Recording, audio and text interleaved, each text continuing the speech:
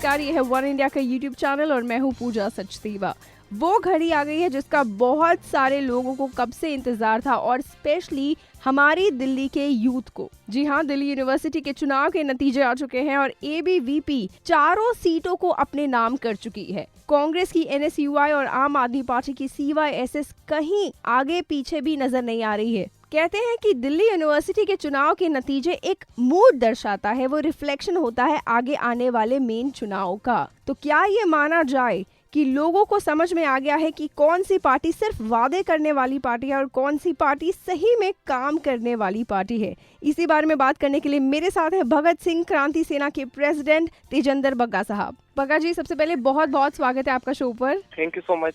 अच्छा, सबसे पहले आपकी राय मैं जानना चाहती हूँ। एबीवीपी को चारों की चारों सीटें मिली हैं डूसू इलेक्शन में। एनएसयूआई सीवाईएसएस कहीं स्टैंड नहीं कर रहा है, तो इतना स्ट्रॉन्ग पोजीशन, इतना स्ट्रॉन्ग होल्ड, क्या कहना चाहेंगे आप? लोगों ने यहाँ पे पूरा मसल पावर करने की कोशिश की, रॉक कॉन्सर्ट किए, फर्जी सर्वे दिखाए और करोड़ों रुपए चुनाव में खर्चे, लेकिन युवाओं ने उनको जवाब दिया। जो फर्जी वाइफाई के वादे किए गए, नौकरियों के वादे किए गए, लेकिन पिछले 6 महीने में जो आम आदमी पार्टी की सरकार थी, केजरीवाल जी की पोल खुल चुकी है। तो ये एक पता लग गया है कि अब यूथ दोबारा उनके साथ है जो वायदे पूरे कर रहे हैं, जो साइलेंटली काम कर रहे हैं।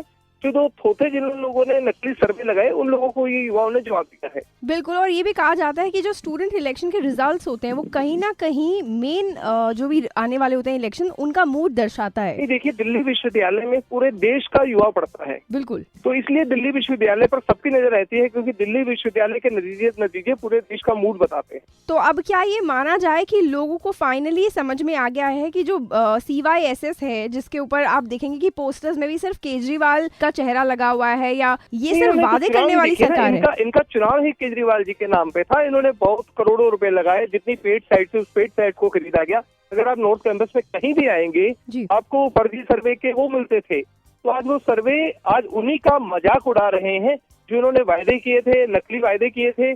तो वो सब धरे के धरे रह गए हैं। युवाओं ने उनको जवाब दिया है। जिस तरीके से लोकसभा चुनाव, ये विधानसभा चुनाव से पहले इन्होंने लोकपाल का वायदा किया, तो युवाओं को पता लग गया कि इन्होंने वायदे किए लेकिन उनको पूरा नहीं किया। तो क्या ये कहना सही होगा कि ये सीवाईएसएस की हार नहीं है, बल्कि केजरीवाल या दिल्ली सरकार की हार है? निश्चित रूप से सीवाईएसएस तो चुनाव लड़ ही नहीं रही थी। क्या आप एक भी पोस्टर मेरे को दिखा सकते हैं कैंडिडेट की पिक्चर होगी? हर पोस्टर पे कैंडिडेट का नाम और केजरीवाल जी की पिक्चर थी।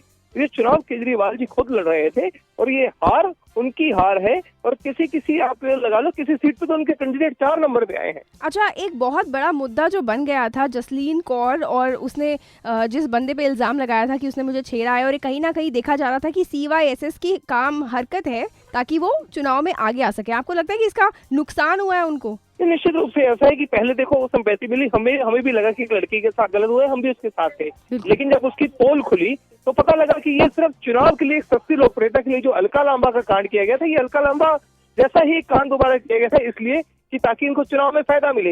लेकिन जब इनकी पोल खुली, इनकी वो लड़की ने झूठे आरोप लगाए थे, ये पता लगा कि राजनीतिक फायदे के लिए हुआ था, तो वो बैकफायर मारा और केजरीवाल जी को उसका नुकसान पहुंचा। बहुत बहुत शुक्रिया आपका हमसे बात करने के लिए और अपने व्यू शेयर करने के लिए। Thank you Bagga ji. Thank you so much.